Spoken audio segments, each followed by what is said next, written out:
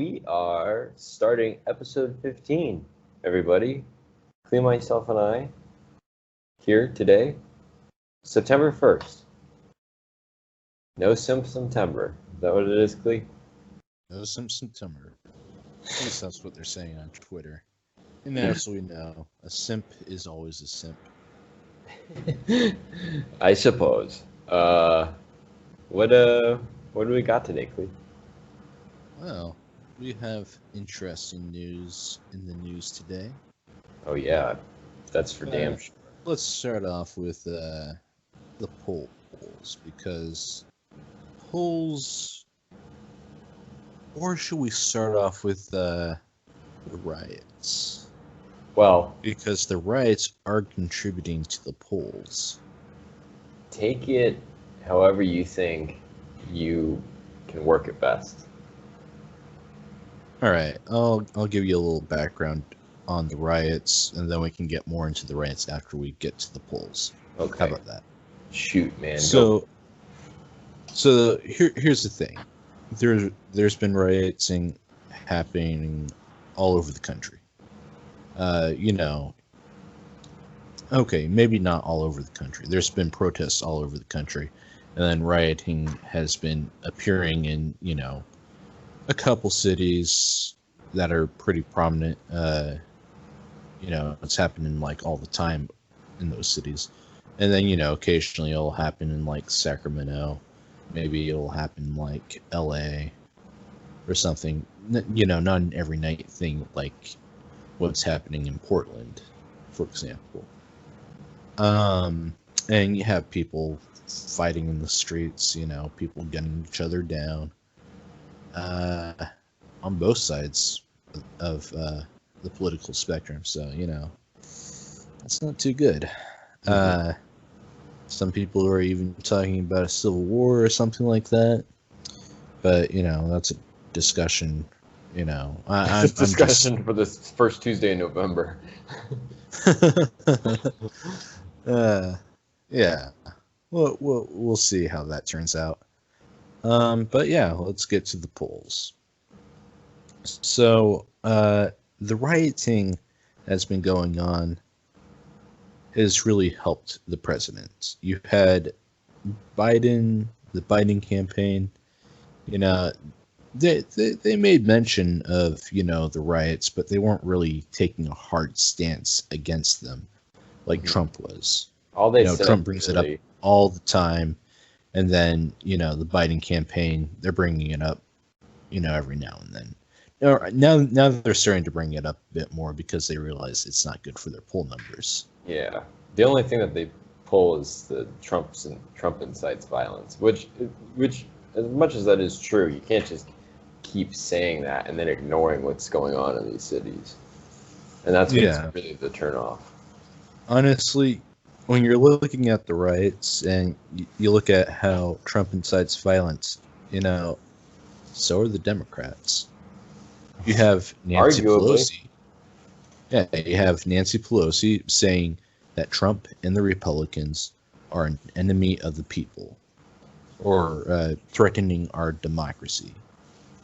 And, you have these people in the streets, and they probably believe it.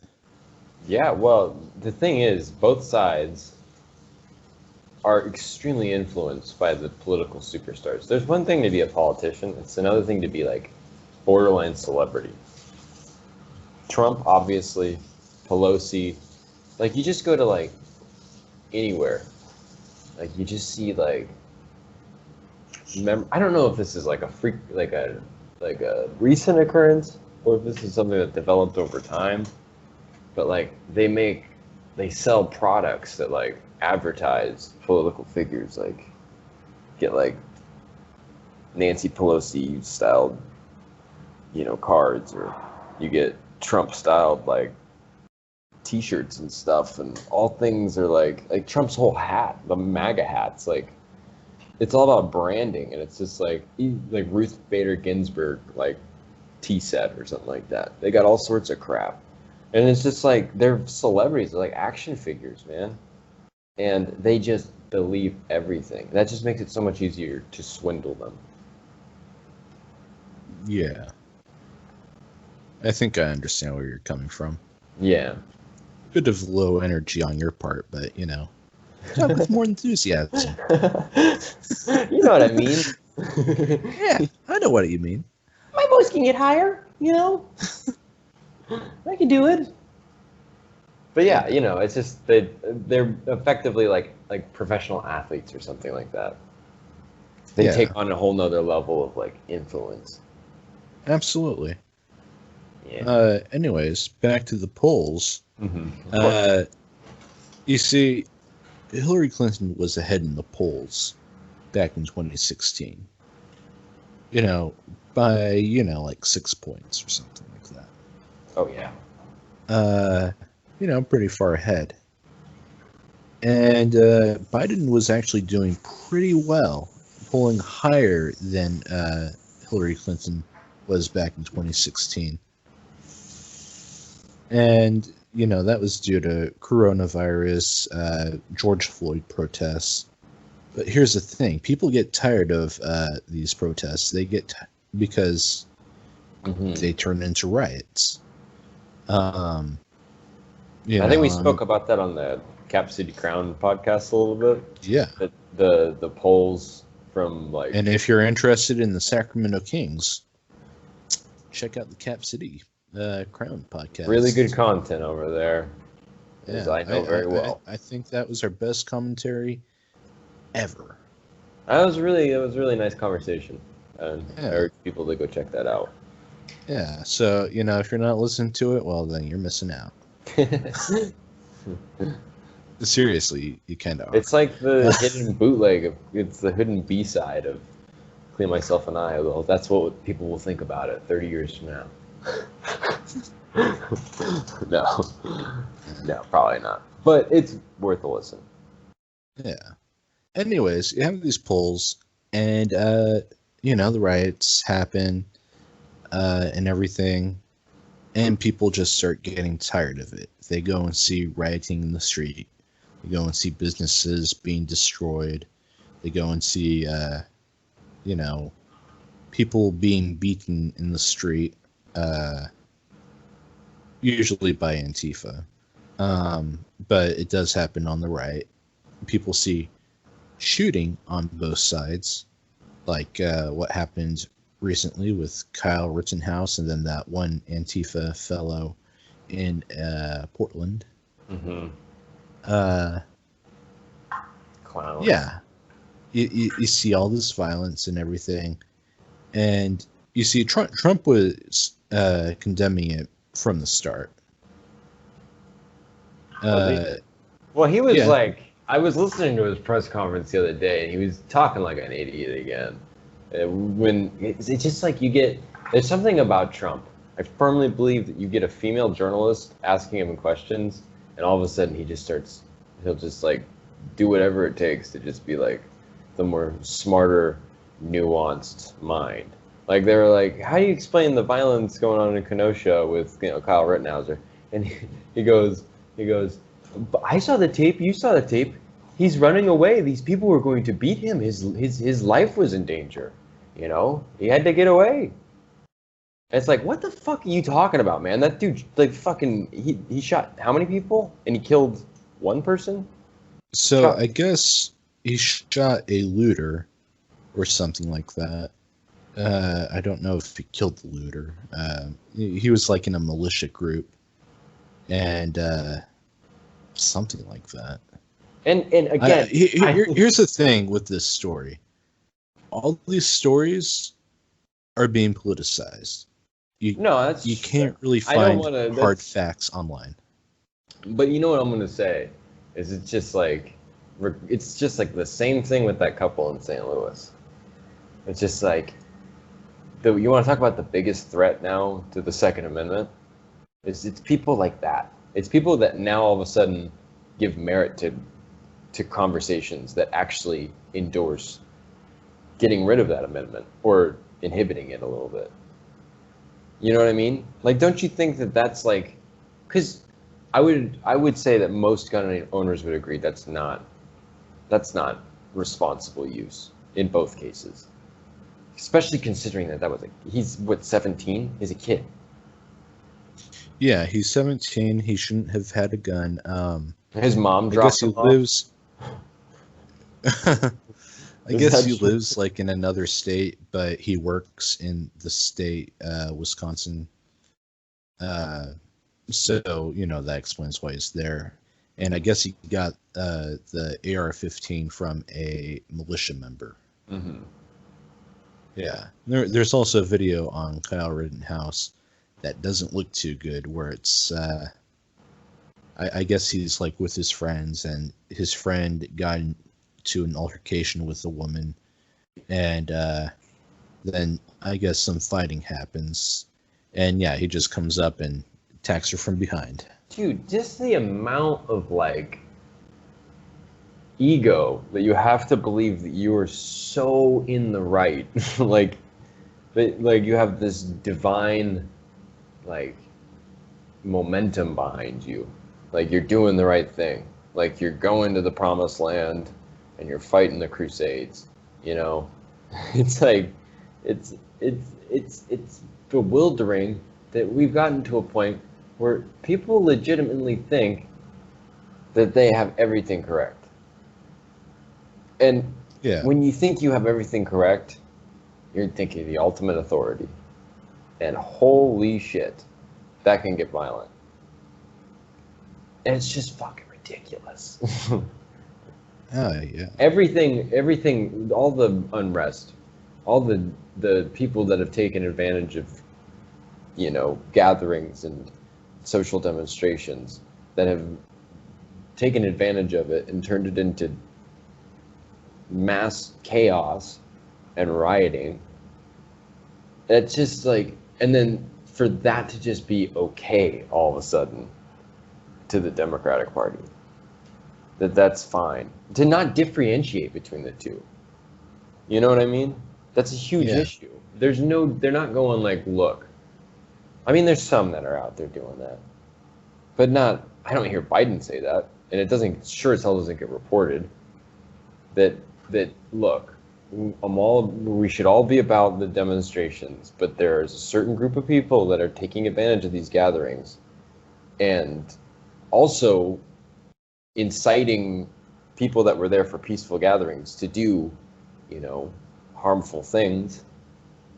And the sad thing is you don't have anybody condemning them, and you have people that are spreading around ideology that small businesses are oppressive. Yes, I read that. Are you fucking kidding me? I lived in the Bay Area. Every small business that's there is not oppressive. They're just trying to fucking make the rent. Jesus. Yeah. It's so ridiculous. I'm like, I thought I was going to lose my mind when they were like, Elizabeth Warren should be Secretary of Treasury. I was like, oh my God. I guess nobody gives a fuck anymore, No, nobody does. And I'm just... It's all politics. And it's just like, Trump's awful, but the Democrats are just, they're just a freaking perpetual Bill Buckner in the World Series against the Mets with that glove. Just behind the bag. Infamous. But, I mean, I don't know, man. It just seems like, at least to me, and I think to a lot of people, that anybody that's in that sort of elite class, the people that have been in politics forever, the ultra successful, ultra affluent, like, they're all in the same club, you know what I mean? Like, the Clintons and the Trumps. They're all in the same club. You know what I mean? Yeah. They're Absolutely. in a very tiny club that we will never be in.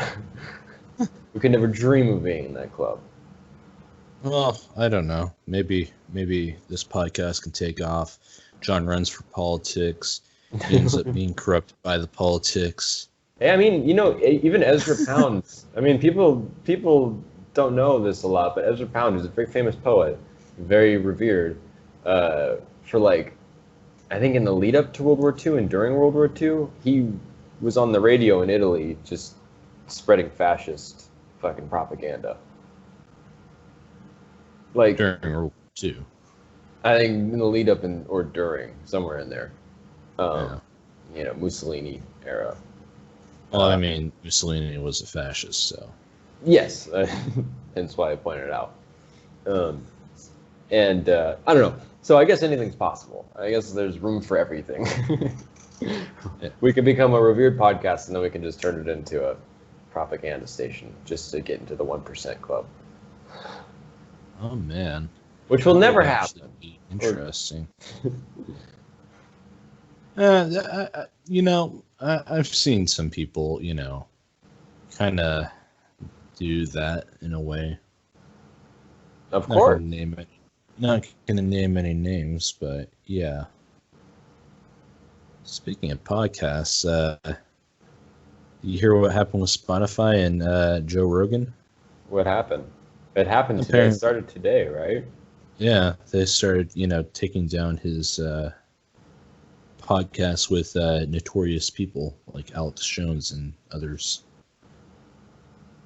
What? Really? Because they're supposed to I didn't think they were supposed to upload. Like, I thought everything that was before September 1st was just going to be where it was, and then everything after September 1st was just going to all be on Spotify. Yeah, I don't know. It's something that was talked about, and you just have people ragging on Joe Rogan, but yeah, Spotify is taking a harder. So he's not going to be able to have people like that on. Yeah. So he doesn't have complete freedom to pick who he has on. Yep. Fuck. I know. Jeez. That means if you're too controversial, well, you're not going to listen to that podcast. I mean, I just don't get that. Because that podcast, if anything, is just like most podcasts, is just a mode of conversation. You know what I mean? Yeah. It's like inclusive conversation. It's relevant conversation and discussion / interviews. And if you're going to deny certain people the opportunity to have a conversation, like that within itself should raise some alarms. And also that's the complete opposite of what the podcast was, I guess, just a month ago. Yeah. It was a free place where you could have anybody on, anybody could talk. Yeah, people are pretty upset about it in the Joe Rogan subreddit. Damn. That must be a big subreddit. Yeah, it is pretty big. Yeah, I think some of the mods, took down a couple posts that were, complaining about it. Mm-hmm. Kind of like how Tony got banned off NBA, which is subreddit. Ridiculous. But that's another example of a guy who just has influence, and people can't see past the external image of the guy, and they don't see that he has interests in China, both in the NBA and in his Nike sponsorship. Yeah. Just have these people, and they kind of just sell out. Oh, yeah. I mean, if you think about it, China, I think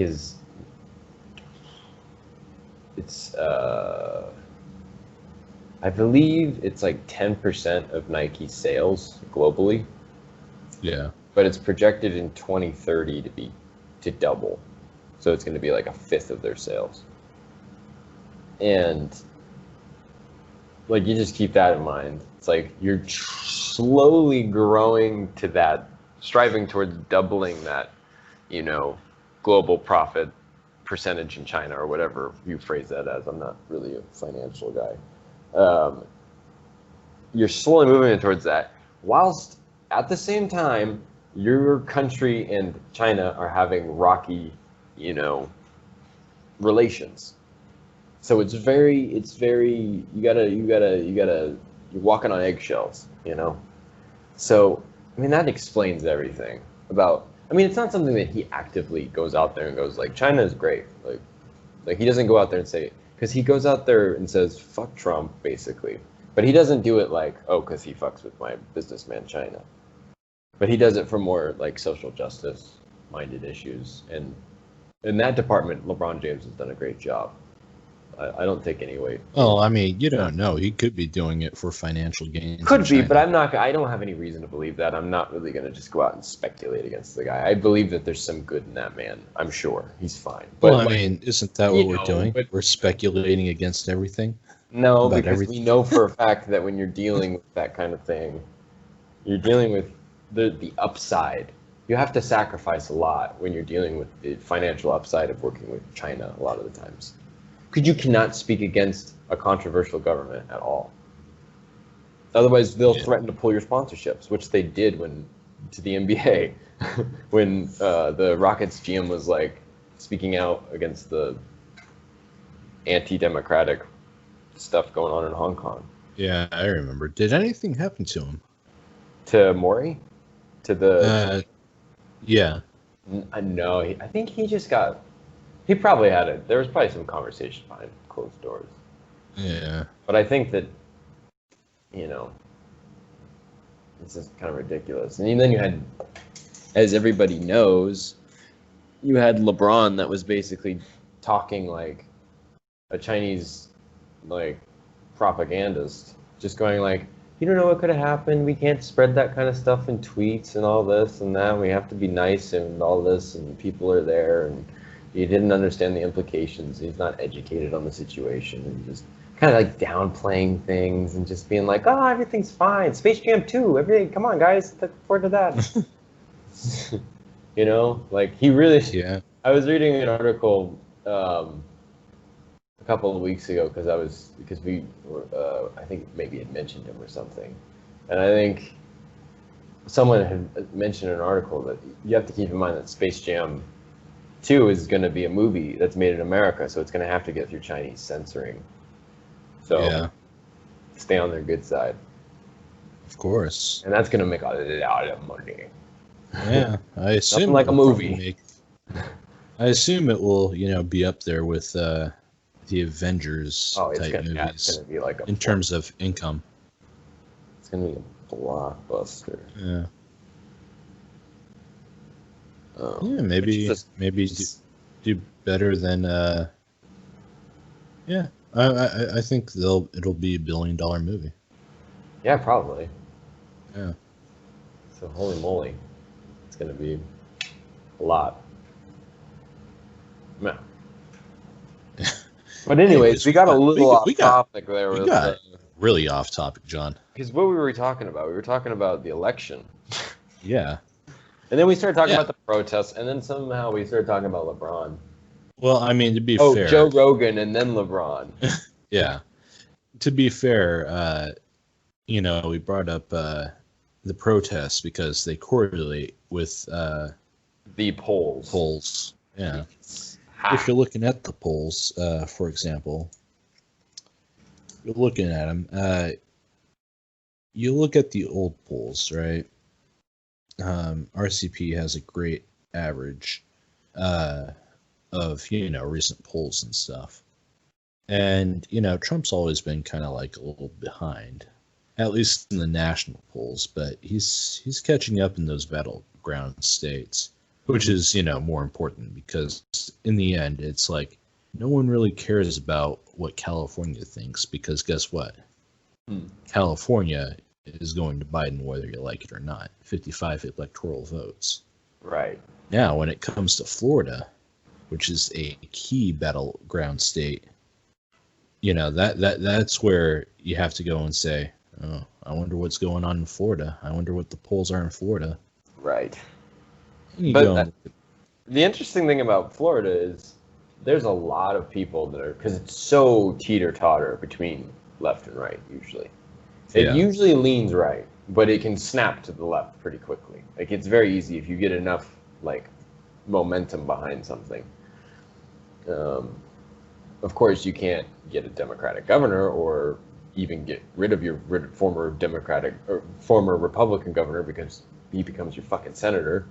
But you know, That's they right. can do stuff. They can do stuff. They can vote for Obama. You know, both times. But Jeb Bush and a lot of has been putting a lot of money into a like Republican organization, an anti-Trump Republican organization. Yeah.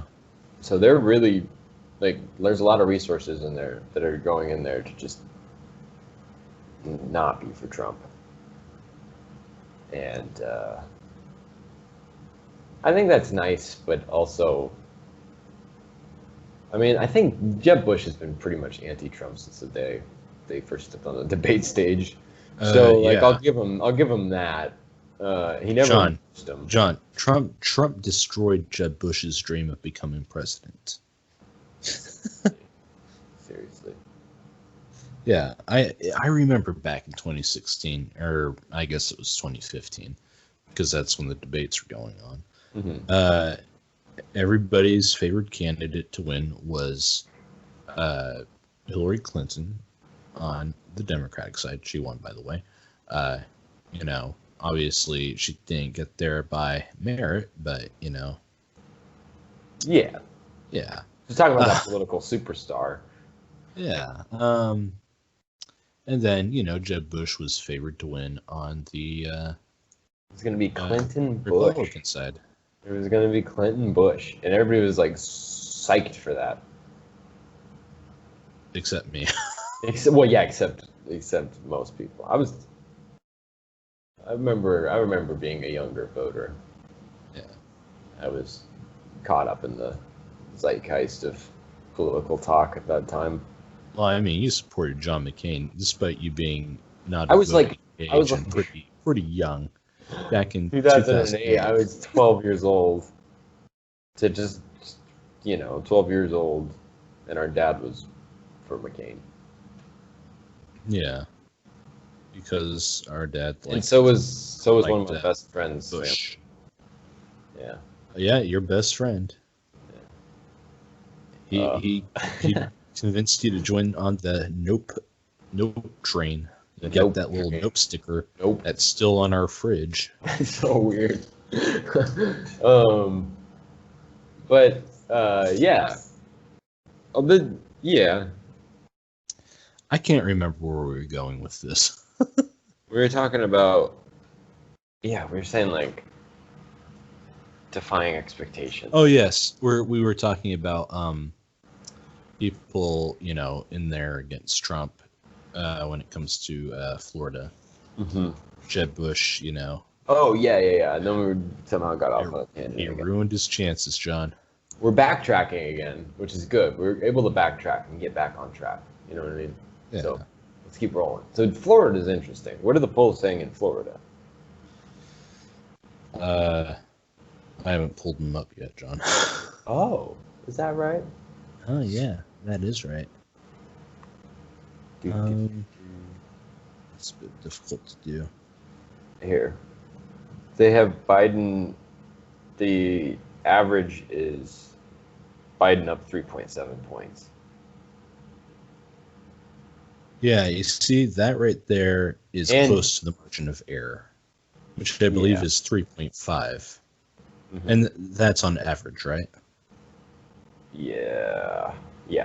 And the funny thing is Trump was at the beginning of April, oddly enough, Trump was up, and then he dropped significantly throughout April and May, and then into June. And then in July, he just picked it up again, and Biden's been falling since the beginning of August. Yeah, I mean, the way to explain that is fall since mid-August. The way to explain that is remember when Trump was doing his little coronavirus speeches or press conferences. That really helped Trump. But then, you know, he made the suggestion of, let's just say, injecting yourself with bleach. Yeah. Drinking bleach. Yeah, that kind of shit. And that kind of shot him in the foot. And he ended the daily coronavirus press briefings. That's rough. Yeah. Certainly rough. Then you had the George Floyd protests that happened after Memorial Day in May. Mm-hmm. Yeah. You know what? You know what, Clea, I'm sorry to interrupt you, because I'm looking at this poll in Arizona, and I was just looking at Florida, and when you think about it, I'm calling bullshit on a lot of these polls, because these are the exact states that we're talking about defying orders all the fucking time. Like, Florida? Come on. They don't give a shit. And don't you think the coronavirus thing is going to be a big reason why, like, people who don't really have a dog in the fight are going to vote for Trump? Maybe. It's like one of the biggest things. Like people who are tired of, COVID restrictions. And that's a real issue on people's minds. Not to say that it has any merit. I don't think that they should be like the heaviest issue. But like, and the same thing in Arizona. Like a month ago, we were talking, Arizona was like the new epicenter in the United States. Yeah. But again, I don't know. Maybe that could drive people to vote for Biden because they're like, oh, this is ridiculous. But I don't know, because Biden's only up 2.2 points in Arizona on average. Yeah. I think Florida could actually go to Trump. If it does, he's got to win it to win it. Probably. Yeah, people are talking about Texas going to Biden, but I don't see that happening. Yeah, I don't know.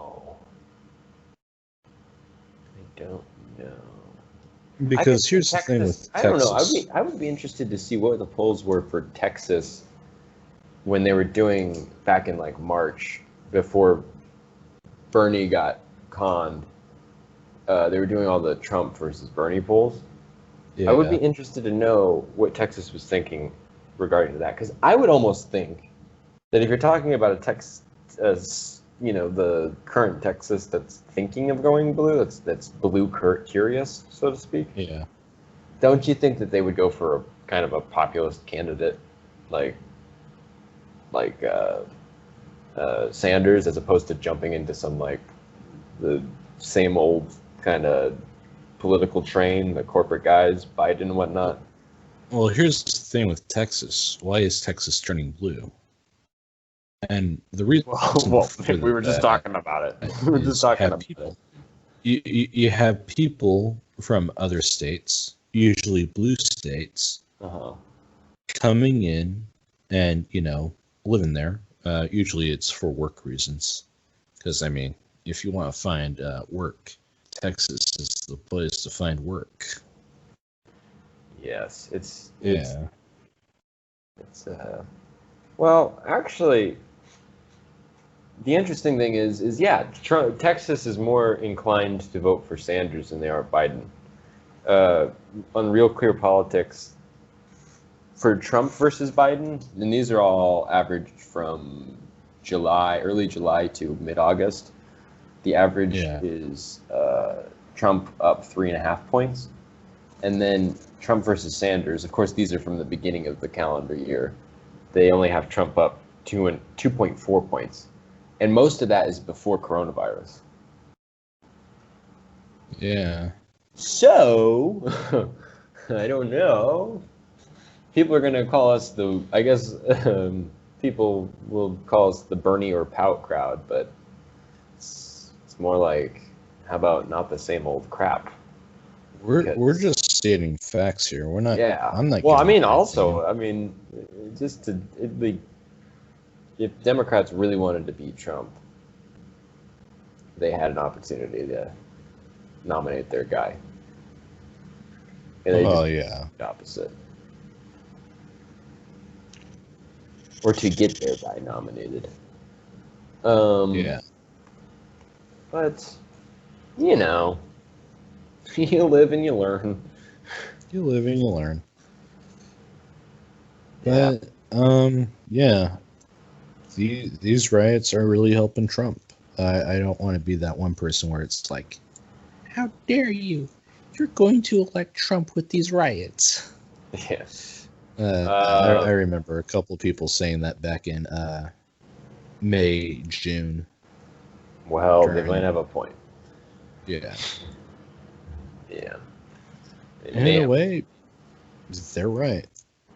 You know, you have Kamala Harris, you know, going like, oh, yeah, people are going to be in the streets. And, you know, she was insinuating peaceful protests, I assume.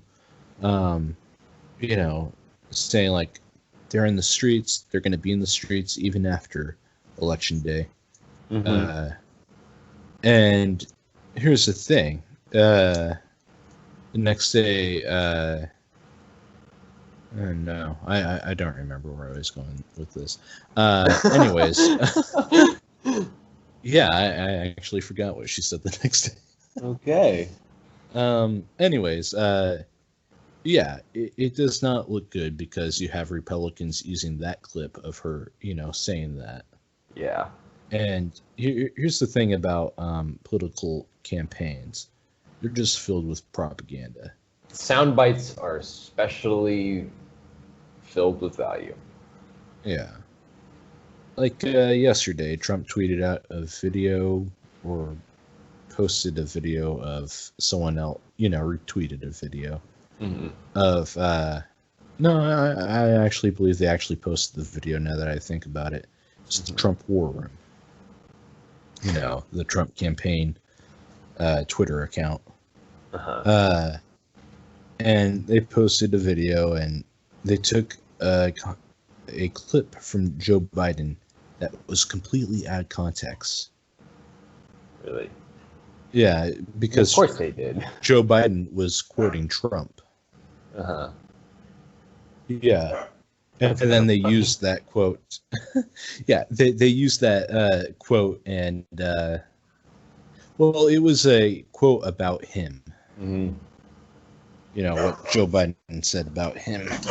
Or what Trump said. We have a little Joe visitor Biden. in the background. He's got to go close the door. Who is that? Who is talking? Who is trying to become the next guest? Oh, that's my dog. Little Einstein getting jealous that he wasn't the first guest on the podcast? Nah, he's just barking because the other dogs are barking. Oh, a little conformist. Yeah. Anyways, you were saying. Well, I mean, aren't all dogs conformists? Yeah, I guess they're bred to be. Speaking of conformists, so we were talking about the polls. You have any more insight there? What have you? Well, a lot of the polls that came out, you know, there haven't been much polls as of late. Yeah. Yeah. It's been a couple weeks. Yeah. If you look at national polls, I'm looking at, like, you look at Pennsylvania, the average here, I think it's back to over a week ago. Same deal with all of them. So yeah, this whole last week, basically the I don't think anything's been considered in most of these polls, stretching back to the Rittenhauser loser guy. Yeah, it will be interesting to see how Rittenhouse will play into the polls. It will also be interesting to see. I can't remember that one guy's name in Portland, the Antifa guy. Which is interesting because I didn't even really hear about that. Oh yeah, the media, the corporate media, you know, they love right wing. Was that the one in Austin, Texas? Or was it? No, it happened. It happened in Portland. Basically, you had a Patriot Prayer person. Right. You know, they had a counter protest like 15 minutes earlier. You know, the counter protesters leave. He's like still there. I guess he's walking back to his car or walking somewhere. Mm-hmm. And some dude gets out of the car to, you know, confront him. Mm-hmm. And yeah, so let's just say it looked like it could have been. It looked like it could have been, definitely murder. Mhm. The Patriot Prayer person had mace. So I don't know. It looked like he sprayed it, but it also looked like it was like a draw, and someone brought mace to a gunfight. Mhm. Yeah, Yeah. just to sum up our whole little thing on what the effect of these kind of incidents have on like polls and the status of where we're at with the election and whatnot, and who people are going to vote for. At the end of this Axios article on the Portland thing that we're talking about, says that the president said in his RNC speech Thursday that if his Democratic presidential rival Joe Biden were elected, they will make every city look like Democrat-run Portland, Oregon. And then the Democrats ignore that because they don't do anything to counter that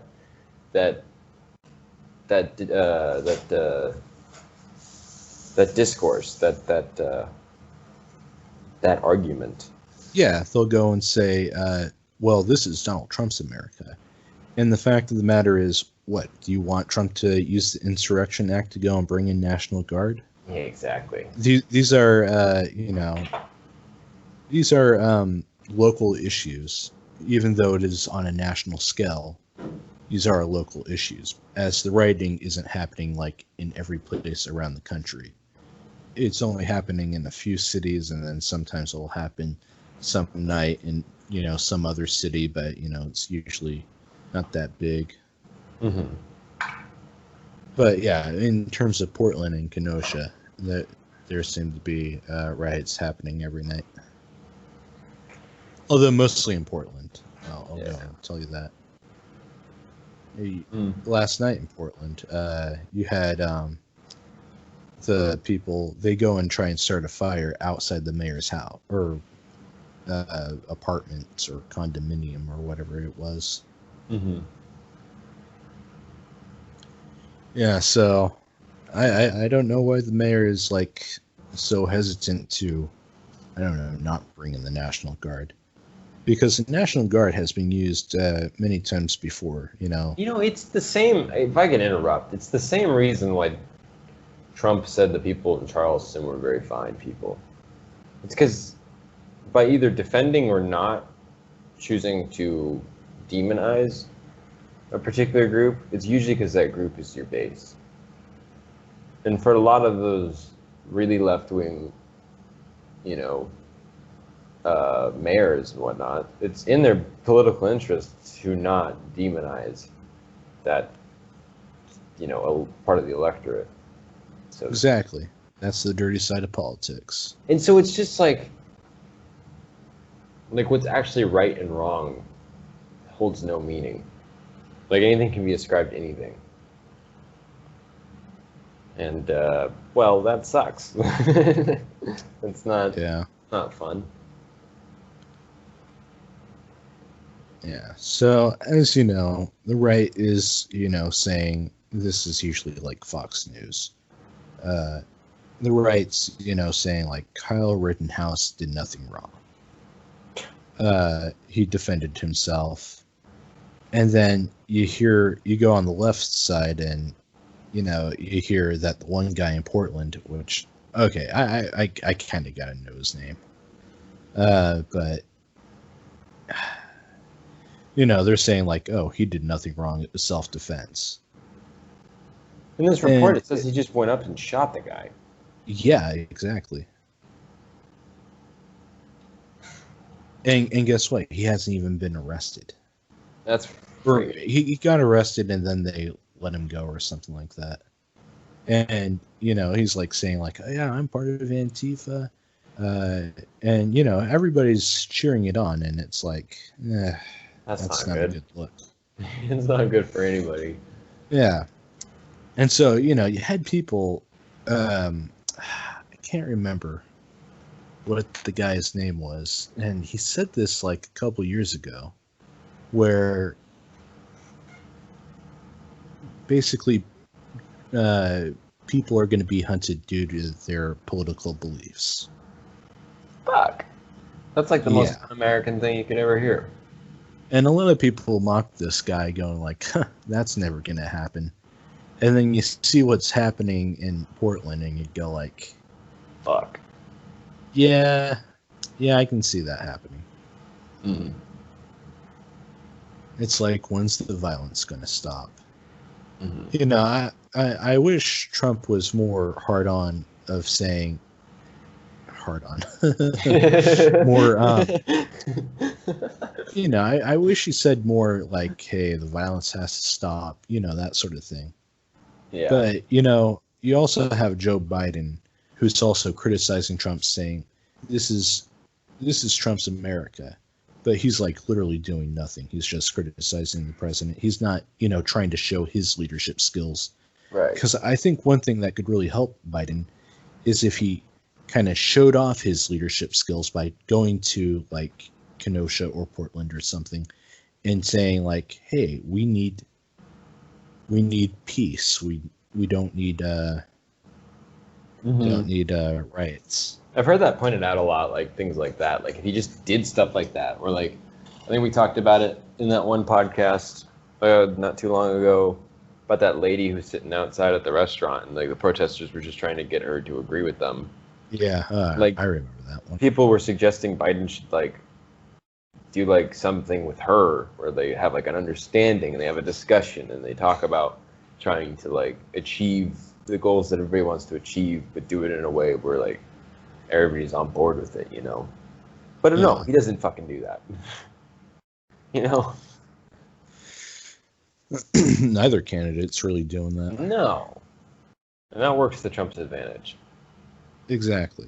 Because the Republicans aren't supposed to be the ones that are compassionate. Yeah. And it's being reflected in the polls. Mm-hmm. Again. So, shoot. Hell yeah. Just gotta keep stating that. But, yeah, and then so I guess you're thinking, what you mentioned the Insurrection Act. You want to elaborate on that whole I was doing more concept? research on it. Yeah, I was doing more research on it, and I think this guy's name was Robert Barnes. He's an attorney. Uh-huh. He's talking about the Insurrection Act, and he was talking about how it's being used quite often over time, but not so much as recently. I think Lyndon B. Johnson was the last one that used it. Mm-hmm. You know, to quell a couple race riots or something like not race riots, but like enforce the Civil Rights Act. Oh, civil rights. Yeah. Yeah. But yeah, you know, it's been used against race riots. It's also being used against you remember the people that were, this was like in the early 1900s, people, you know, trapping themselves inside a factory saying they're not going to work or something like that. Oh, really? Yeah, it was like a strike. Can't remember the strike, but yeah, it was used for that. But here's the thing. This is how the president can use it. He can go and say, the police aren't doing their job, or they're incapacitated. Mm-hmm. And, you know, people's civil, the Constitution is being violated. Mm-hmm. And then he goes and sends a letter saying, like, disperse. And then, you know, a couple days later, they don't disperse. You can send in the National Guard. You can also send in the Marines, the military. Although I don't think anybody would really want, you know, hardcore military in the streets with full-on donned military gear. No. Yeah, so it would be like the National Guard. Mm-hmm. He sends in the National Guard, and then the National Guard, you know, takes care of everything. So we hope.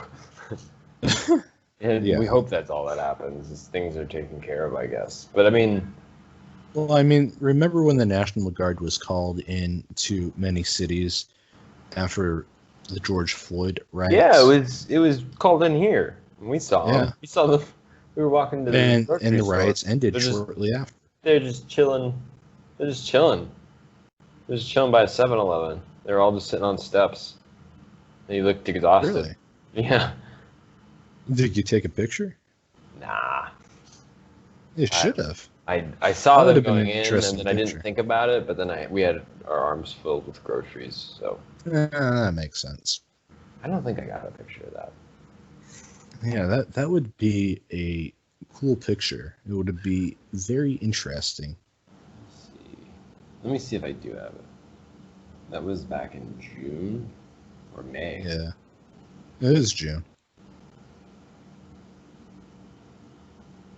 I don't think I have it. Yeah. Anyways, if you remember correctly, when the National Guard came in, the riots kind of just stopped.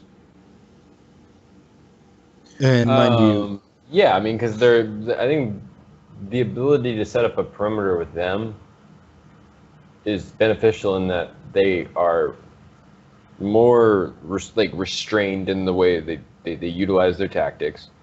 yeah, They are intimidating in a way that's not like, it's like, oh shit, okay, like we know who those guys are, you know. It's they don't have a beef with the National Guard for the most part. And, you know, on top of all that, it's just like, when you combine all that together, it's like when you're facing off with the National Guard, you're gonna be like, well, what's really in it? Like, what's this gonna accomplish? Yeah. Whereas when you're up against the police or the sheriff's department or something like that, it's mutual. There's like a side. There's both parts of that, each side that want to like have confrontation. But the National Guard, for the most part, is just like, nah, come on.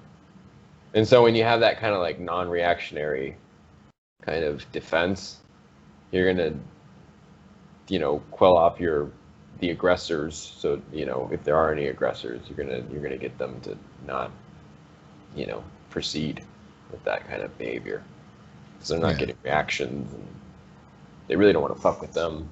And that. But also, it really has to do with them not having anything to do with them. They're just kind of an interventionary force at that point. Yeah.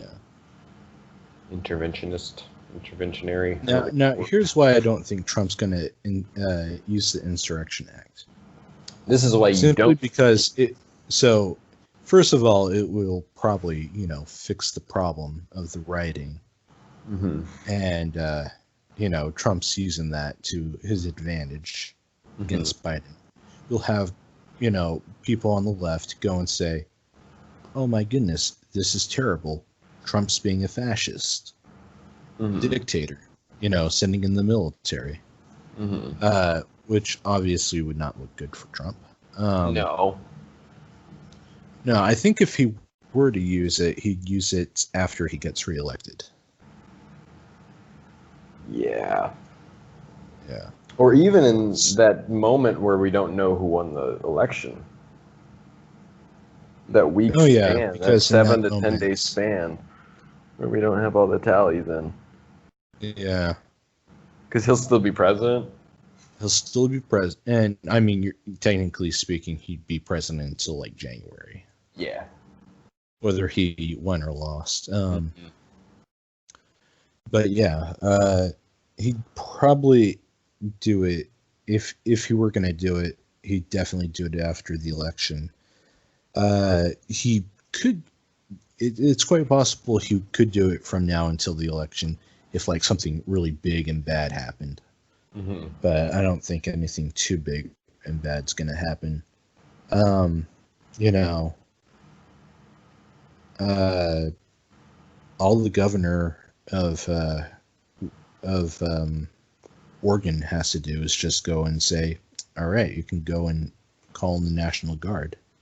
Right.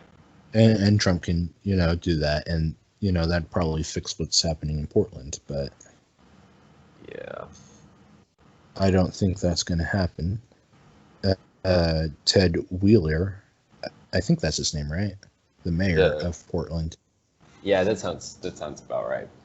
Yeah. He doesn't want the National Guard there. No. Even though Antifa is technically antagonizing him outside his living Which space. makes me wonder. It's just like the same thing with that Minneapolis mayor when he was at the demonstration, and they're like, "You have to defund the police. Are you going to do it?" And he's like, "No." And then they all started booing him, and he started like pouting and everything. He just walked out. And then he just It's like, so what the fuck did you think you were going to accomplish? Like they have one arm going this way and they have the other arm going the other way, and they're just tied up. These politicians.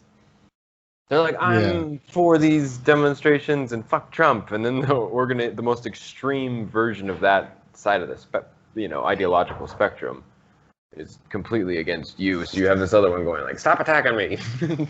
You have both these arms up, and you're just tangled. You also have to look at it in a certain picture way. By Disney, you're tangled. You also have to look at it a certain way, where it's like these people, they're not being arrested. The rioters, and those who are arrested aren't really prosecuted. The charges usually get dropped, which means they're basically just getting away with it. And when you get away with something, chances are you're going to do it again. Yeah, and all of that combined with the idea that people they have interests, but yet their interests turn on them, and people are all screwed up, makes me believe that this is like a big sideshow. Like, this is really, there's somebody fanning this fire. You know what I mean? And again, I don't want to get too conspiratorial. I mean, the right will go and say it's George Soros. Yes, I've been hearing that a lot. That's like, I think he's trended on Twitter a couple of times in the last couple of weeks because of that. Yeah. I don't really know much about George Soros, but yeah, I do know he's not that great of a person. Well, he's really ultra rich, and you really shouldn't be. And you shouldn't trust people who are ultra rich. Yeah, for the most part, especially when you're like, I don't know a lot about them. Like, oh, that's not good. Yeah. Oh shit. Yeah, man. But it's just kind of it's really interesting. Yeah, I think one of the problems, how I mentioned that these people aren't getting arrested or prosecuted, for those who do get arrested. And, I'm sure some are getting prosecuted, but, there are some that are just being let go. Obviously, if you commit a crime, you should be prosecuted. If you accidentally got arrested, well, then obviously you should be, let go. Because, you don't want to get sued. Right. Yeah, that's pretty costly for the taxpayer. Anyways, you go and look at the DA. You go and look at the sheriff. These are elected officials. They're essentially in politics already. And they run the whole thing. Yeah. And I mean, you look at these mayors, and they're like going like, well, I want to stay in power. These people also want to stay in power. Then you look at someone like the police commissioners, and those people are hired. They're appointed by the mayor. The mayor is an elected official, and chances are the mayor wants to stay in his position. And the mayor can change his change his appointment. Make a police commissioner step down. So the police commissioner is basically, they have their hands tied by the mayor. Right.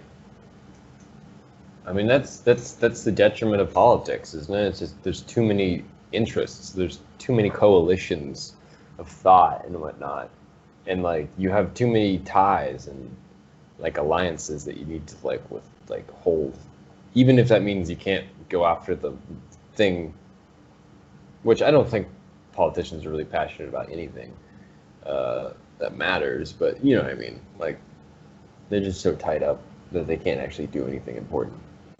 Yeah. And let me go and talk about the judicial branch for a second. Oh, go for it. Yeah. So you have the Supreme Court, and they get appointed by the president. Mm-hmm. And the president is obviously going to appoint them if their constitutional views align with his. Or as famously or illustrated in the past, as long as you got Roberts in there, you're going to be okay in the Wall Street department. Yeah. But go on. Then you have something like California, where our judicial branch is, you have to vote for them. Yeah. And so they're essentially politicians. And, they're not going to hold the law to a high degree, like, the Supreme Court, where obviously we already know their views on certain topics, because that's why the president, appointed them.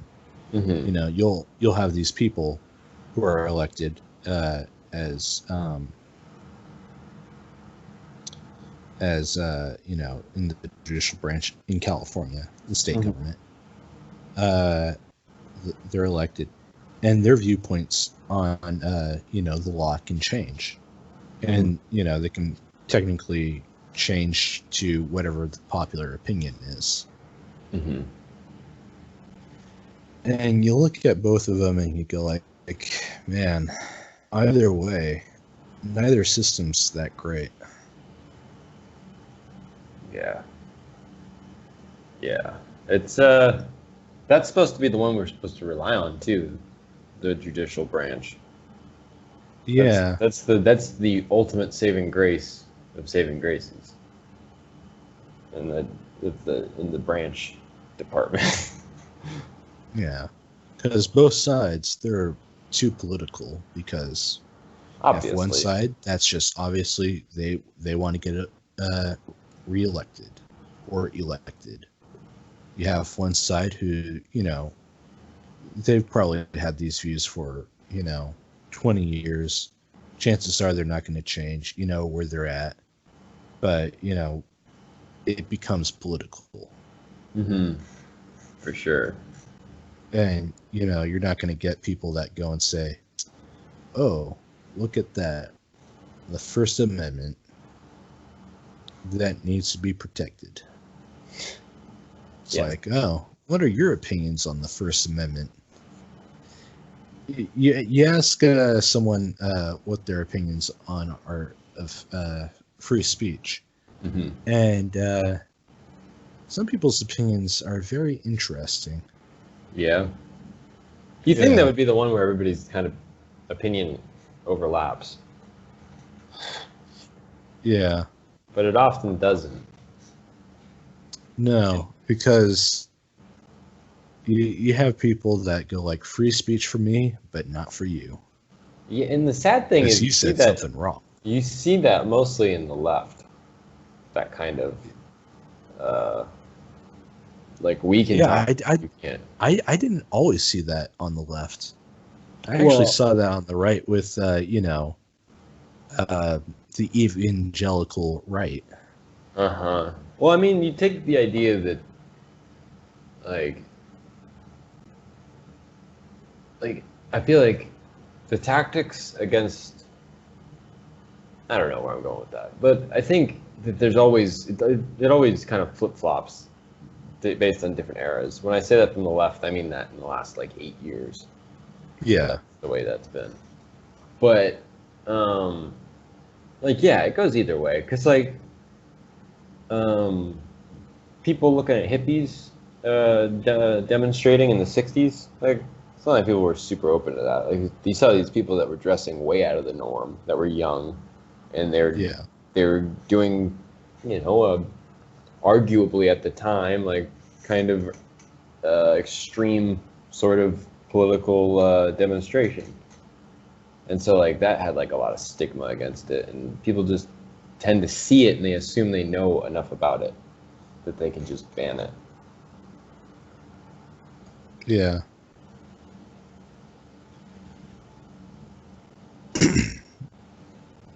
But I suppose you don't get very much people like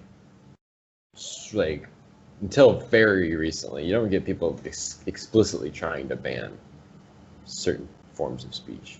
That's like a very recent phenomenon, I feel like, in America. I remember back in college, and this was pretty early on, where I had to write a, essay on racism. I talked about how terrible it was, and how like everything was. But then, I also brought up the important notion of, the First Amendment, free speech. And my professor, she did not like that. Oh, really? I passed the class. Yeah, I passed the class and everything. But she did not like that. Well, like I said, I mean, like, that's the thing. It's all coming from our education, particularly in colleges. Because it's like, it's like, remember that there's always that first, like, winter break in college, and then you talk to your friends from high school during winter break, and you're, like, surprised that they're so different. Like Mikey's a stoner now, Jimmy's a communist, and Bobby's gay or something like that. Like you just find out. Sometimes it's all three for one person. Yeah, it's just, but like, where was I going with that? What were you just saying? That there's nothing wrong with being gay. Yeah, but I'm saying that's very true. But what I'm trying to say is, maybe that wasn't a good example for the other two. But for the communist one, like ideology-wise, as opposed to habits and finding yourself, ideology is formed by the school, and it's reinforced by everybody getting the same kind of teaching and going about and talking about it after class. Because you're young, you're interested in politics and everything like that. It's just a natural thing to be interested in it when you're first. Yeah, because you can vote now. You're 18. It's your thing. It's this thing that you never paid attention to, and you're actually realizing that it's got all this nuance to it, and it's really interesting, and there's a history to it, and there's strategy, and there's like all sorts of different things involved. It's very lucrative, and it makes you feel smart and like an adult.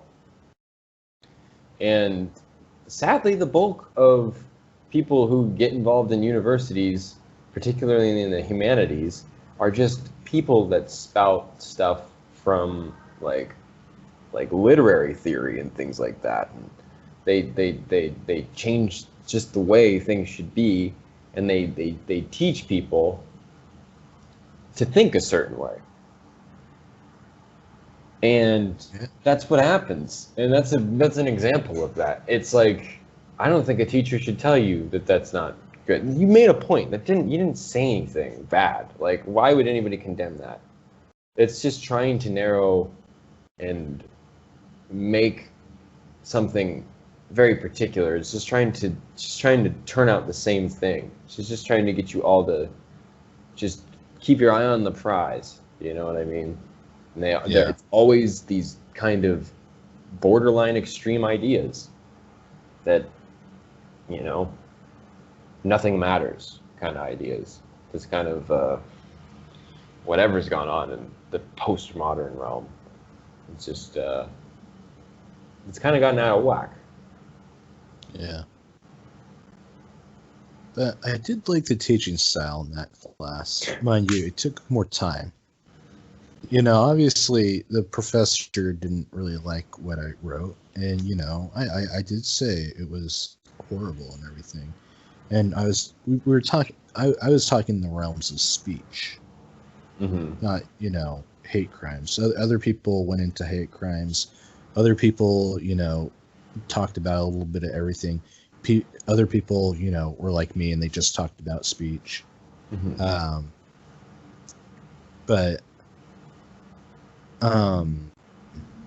where was I going with this? Like I said, I really liked it because, you go to class, the professor teaches, and then you go to the lab to go and this is an English composition class, by the way, guys. Oh, was it? Yeah. So, you go to the lab and then you write whatever essay that the professor said, all right, you got to do, this is due next week, you use this lab time, make sure to use this lab time.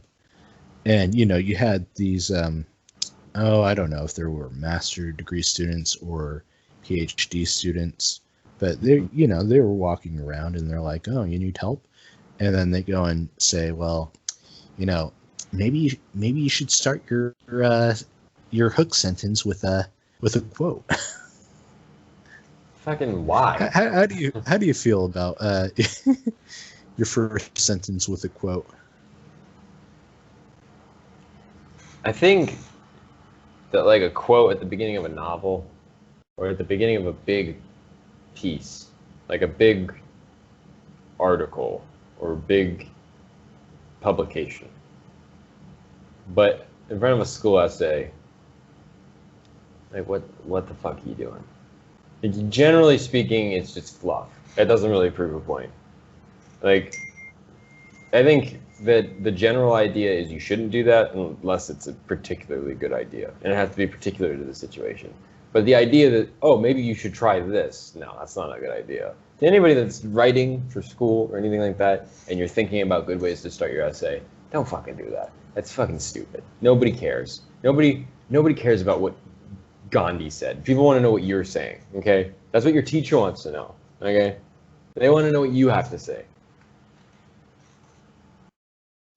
Of course, you also have teachers that are like, well, make sure you use quotes in your essay. That's fine. That's fine if it's based on reading material, but don't just pull random quotes from, the 1,000 best quotes of mankind, like book or anything like that. Do something relevant. And then if you're going to use quotes from your reading material for something you're writing about, the best use of quotes is evidence. And if you just simply use the fact that you have a purpose with your paper, it's your argument, and then you have to prove your argument with certain things that you have to show evidence for. That's where quotes come in.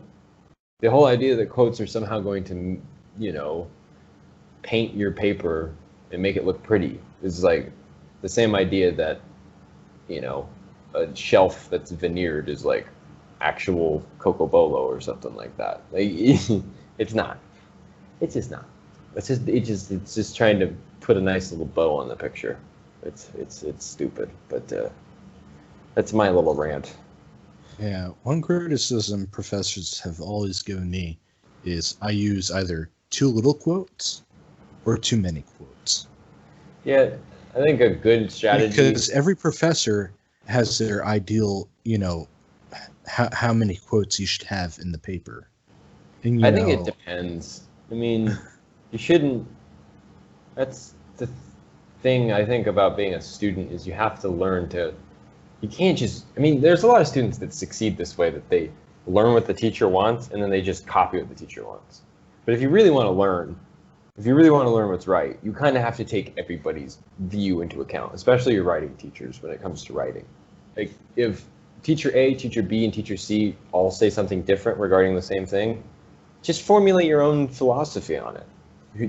Try things out. But I think the sad thing is people like to act like writing's hard, and so they don't know what to do and they just copy. And it's like, it's not that hard. It's not that hard. I think it's hard. It's really not that hard. Like, what are you writing? I'm writing an argumentative paper. Oh, great. Prove that argument. Like, that's all you got to do. Like, it's really simple. You're making a case, usually. Or you're pointing something out, or you're raising rhetorical questions.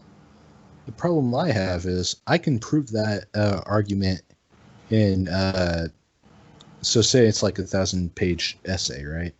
To prove that argument. That's another thing that's bogus. I can prove that argument in 500. Essays, I think essays shouldn't be more than 2 pages, and if it goes beyond 2.5 pages, I'm going to stop reading it 2.5 pages. Like, if you can't say something in 2.5 pages, you shouldn't be saying it at all.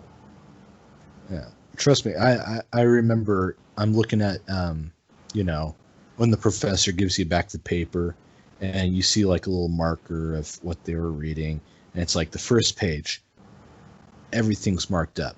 Second page, like one or two things are marked up, and then like nothing's marked up on the next pages, and then maybe like the ending page, like the conclusion, you see some stuff that's marked up. That's probably because you have an intro paragraph that's like 3/4 of a page long. Because I'm told that it has to be 3/4 No, of a it page doesn't. long. It can be if you want to lead it off. Like, if you want to, that's the time to use like a relevant idea that's relevant to your argument or your thesis. And then you can kind of make it fancy. But really, your paragraph should be like, your intro paragraph should be like 3-4 sentences. Should be like 4 or 5 lines. Yeah, I know. That's how I like to do my intro paragraphs. And yet I always get criticized by the professors that they need to be longer. Again, you have to take your gut into account too. You can't just listen to everything they say. They're given the grade, John. I know. You have to listen to everything they say. Well, then I have a beef with them too, because that's not a good way to teach writing. Yeah, I know. Because writing teachers all have fucking egos about their ability to write. They're a writing teacher, okay? They think they have the authority in that subject. And especially since you're kids, they can literally tell you anything, and you're going to take that. You're going to take that, and you're going to go, oh, yeah, that's the way it is. That's the way things should be done. And then you're going to get a different teacher, and you're going to be all screwed up when they tell you something different. That's why it's important for a teacher to be like, look, that's the fun thing about writing. As long as it makes sense and it sounds good and it's organized, it's going to be fine. You don't have to follow particular rules.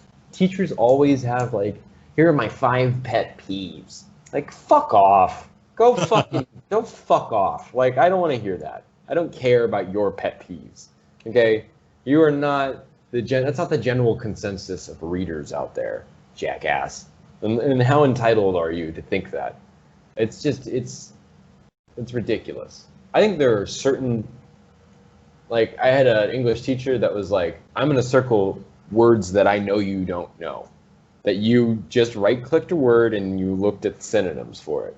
I'm going to circle those words, and then I'm going to ask you to come up to me and tell me what those words mean. What the fuck? Because there's a big thing, on Microsoft Word, you can take a word, like, I was disturbed. Oh, but I've used disturbed twice already.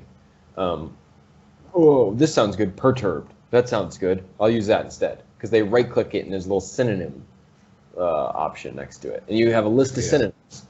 And you can just input it. And it changes your word. And so my teacher would be able to see that. He'd be like, look at freaking Hancock's an idiot. He's not going to know what this word means. So I'm going to circle it, and I'm going to not mark him down and tell him to redo it, for the next draft. So I think there are certain things like that where you should implement writing rules to discourage from bad habits that basically it's not plagiarism to do that, but it's like, you're like plagiarizing the idea that you know what that word means. And you're also trying to take the teacher as a fucking idiot. And regardless of what you do, the teacher's always going to have an ego. Don't call the teacher an idiot. It's the last thing you want to do. Yeah, apparently it's plagiarizing in a college work if you reuse your own work. And don't quote it? No, if you reuse your own work. Oh, yeah, you can't. It's stupid. Even though it's like, I got the same assignment. Like, you're telling me that this is a crazy coincidence where this assignment that I wrote for one assignment, this paper that I wrote for one assignment, totally meets the criteria of a completely different assignment. And you're telling me I can't fucking use that? Like, it's such bogus. It's such stupid reasoning. It's so stupid. You know what would be hilarious? If some PhD person, someone who had a PhD, took a college class and then quoted himself. Quoted his work. Just base everything Yeah, around his own say- arguments. Yeah. That would be hilarious. First of all, no, why would it be hilarious? What the hell is a PhD? Someone with a PhD taking a college course for? I don't know. Maybe he has like a PhD in like English, and he's like, oh, I want to learn more about the French Revolution. So he goes and takes a college class on the French Revolution, and here's the thing: he wrote something about the French Revolution. You know, in one of his Why is he books. trying to learn more about the French Revolution if he wrote about the French Revolution? No, it was like a subtopic in his book where he didn't really put much time into it. How about he's writing a book on it and he needs to get more information about this subtopic? That's probably better for your hypothetical. Okay, and he just quotes his own work. That would be hilarious. I guess that'd be hilarious. I think, I don't think that's as hilarious as you think it is. No, because imagine you're the professor, you're reading it, and you're like, wait, did this guy just quote himself? And then you go and look at the book. You know, the professor goes like, I'm going to go and see what this book's about. And you go on Amazon, you go and say, oh shit, it looks like he wrote the book. He must have the same name. Damn. I don't know, Clee.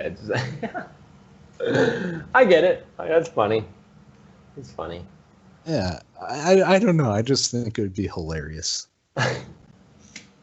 Well, Clee, in terms of hilarious things or notable things, is there anything else before we close this podcast out? Yeah. Good